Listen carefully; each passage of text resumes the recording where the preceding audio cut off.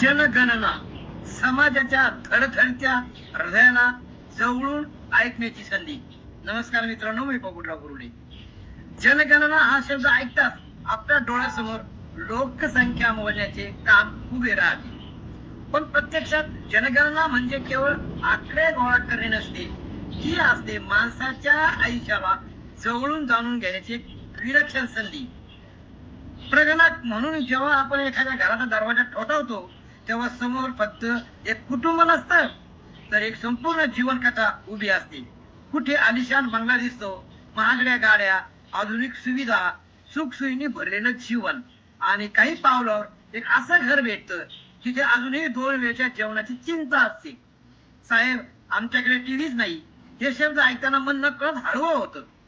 कुठे वृद्ध आई वडील एकटे आयुष्य जगताना दिसतात, मुलं नोकरीसाठी दूर गेलेली, कुठे आई स्वतः उपाशी राहून मुलांच्या पोटाची भूक भागवत असते, कुठे बेरोजगार तरुण डोळ्यात स्वप्न घेऊन भविष्याचा शोध घेत असतो, आणि कुठे एखादं छोटस मूल आटलेल्या वहीतून मोठी स्वप्न लिहित असतं.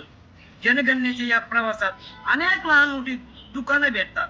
कुणी पहाटेपासून चहाची टपरी चालवत असतो, कुणी छोट्याशा किराणा दुकानातून संसार उभा करत असतो, तर कुणी रस्त्याच्या कडेला भाजी विकून कुटुंबाचा उदरनिर्वाह करत असतो. या प्रवासात विविध जाती, धर्म, भाषा आणि संस्कृतीची माणसं भेटतात. मंदिरातील घंटानाद, मशिदीतील अजान, गुरुद्वारातील प्रार्थना, चर्च मधील शांतता, हे सगळं मिळून भारताचं सुंदर चित्र तयार होतं. भाषा वेगळ्या, परंपरा वेगळ्या, राहणीमान वेगळं, पण प्रत्येकाच्या मनात जगण्याची तीच धडपड आणि उद्याच्या चांगल्या दिवसाची तीच आशा असते. त्या सगळ्या सर्वात सुंदर गोष्ट जाणवली ती म्हणजे शिक्षकांकडून असलेल्या लोकांचा विश्वास. मास्तर, तुमच्या सुट्ट्या गेल्या हो, किंवा मॅडम तुम्ही आलात म्हणजे सरकारी काम नक्की होईल. शिवाय काय ऐकताना शिक्षका या शब्दाची खरीच आकर्षण समजते.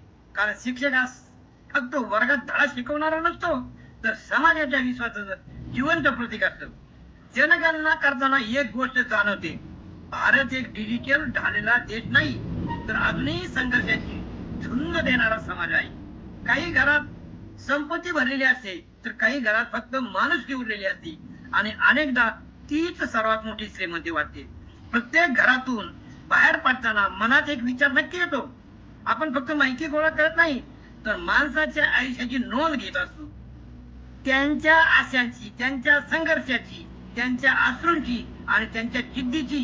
कारण जनगणना ही फक्त कागदावरची संख्या नसते, ती असते समाजाच्या धडधडत्या हृदयाला जवळून ऐकण्याची एक अमूल्य संधी. धन्यवाद सर्व शिक्षकांना.